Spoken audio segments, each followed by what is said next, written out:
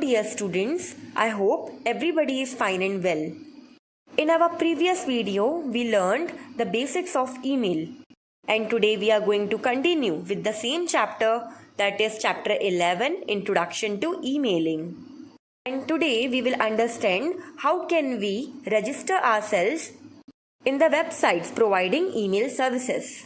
So let us go for the activity 1 and we will see here how can we sign up for a new email account. That means how can we register ourselves in a website providing email services. So the step 1 is write www.gmail.com as you can see in the picture in the address bar of any browser. That browser may be Google Chrome, Internet Explorer or any other. You can see in the picture and then press enter. As soon as you hit enter, we will proceed with the step 2. The Gmail page appears on the screen. Now what you have to do? You have to click on create an account link as you can see in the picture.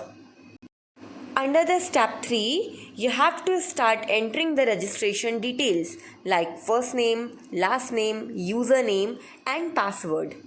The registration form as shown and click on the next button. Dear children, one thing you must know that these websites providing email services, they keep on changing their format of registration forms. However, this one is the latest one, but we must know what was the previous one. So in the previous one, we had a CAPTCHA codes. This is also used in present day websites also. In the Gmail, now it is not used.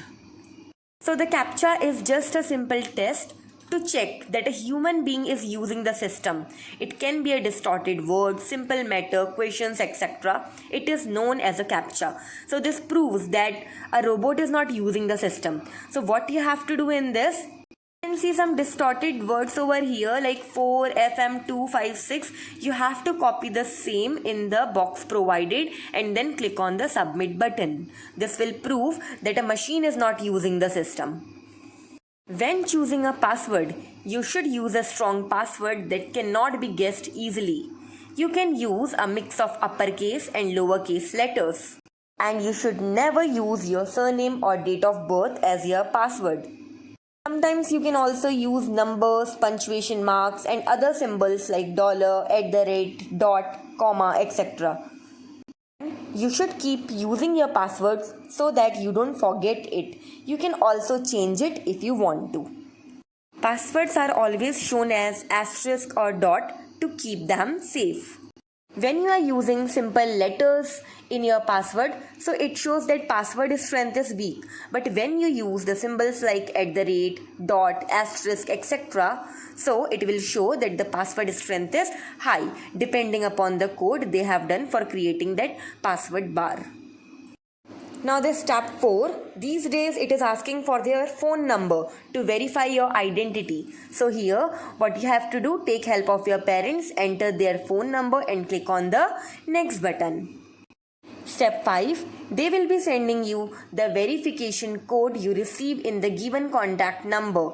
Nowadays this is sometimes called as the OTP also, that is one-time password. You have to enter the same code you receive in your phone number and enter the same code here in the box provided. Now finally you click on the verify button. Enter other details like date of birth, gender and click on the next button. Finally, you have to click on button I agree for Google terms and services. Sometimes they show the checkbox also mentioning that I agree to the Google terms of and services. Then you have to tick there and click on the submit button. But here you have to click on I agree option. After that, the loading page appears as you can see in the picture. And a welcome message appears and click on continue to Gmail. Your account will be displayed as shown. It also gives us the option to add our photo using the add a photo link. But if you do not want to add your photo, you can click on the next step. So children, now try to create an email account for yourself under the guidance of your parents. Take care, stay home, stay safe.